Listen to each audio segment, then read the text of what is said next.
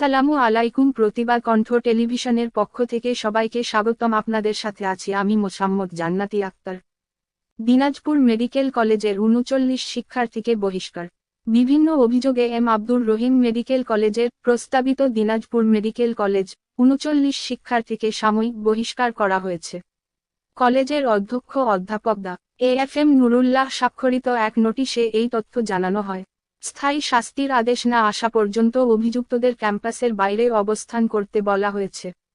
অধ্যক্ষের নোটিশ সূত্রে জানা গেছে, গত ২৯ আগস্ট বৃহস্পতিবার দিনাজপুর মেডিকেল কলেজে একাডেমিক কাউন্সিলের এক সভায় হত্যাচেষ্টা, সন্ত্রাসী কর্মকাণ্ড ও শিক্ষার্থী নির্যাতনে জড়িত থাকার অভিযোগে কলেজের ৩৯ শিক্ষার্থীকে সাময়িক বহিষ্কার করার সিদ্ধান্ত নেওয়া হয়।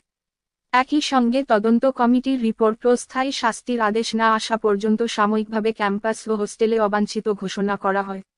এ বিষয়ে জানতে চাইলে অধ্যক্ষ ডা এ.এফ.এম. নুরুল্লাহ বলেন, মেডিসিন বিভাগের সহযোগী অধ্যাপক ডা শাহাব আহমেদকে প্রধান করে ৫ সদস্যের তদন্ত কমিটি গঠন করা হয়েছে। তদন্ত কমিটিকে ৭ কর্মদিবসের মধ্যে প্রতিবেদন জমা দিতে বলা হয়েছে। সেই আলোকে ব্যবস্থা নেওয়া হবে।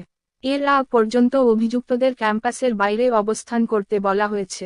সাময়িক বহিষ্কার শিক্ষার্থীরা হলেন ২৫তম ব্যাচের নিঝুম, পিয়াস, ২৬তম ব্যাচের রাকিব, জীবন, ২৭তম ব্যাচের জাকির, আশিকুল, জয়, নয়ন, সাইমন, শিবলি, সালমান, ফজলে রাব্বি, ২৮তম ব্যাচের দিদার, ফারহান, ইয়াকুব, সানাউল্লাহ, অপূর্ব, প্রীতম, জোবায়ের, শরীফ, তানভীর, অনিক, সাইদ আরাফাত, ২৯তম ব্যাচের তুর্য, রেদওয়ান সাকিব, বাপ্পা, সিদ্দিক, অনিক, আসাদ, জয় সাহা, রিফাত, ইনাম, আরাফাত, আমির, সাদমান সাকিব ও ৩০তম ব্যাচের হৃদয় চন্দ্র শীল, দিহান, নাজমুল ও নিবিড়।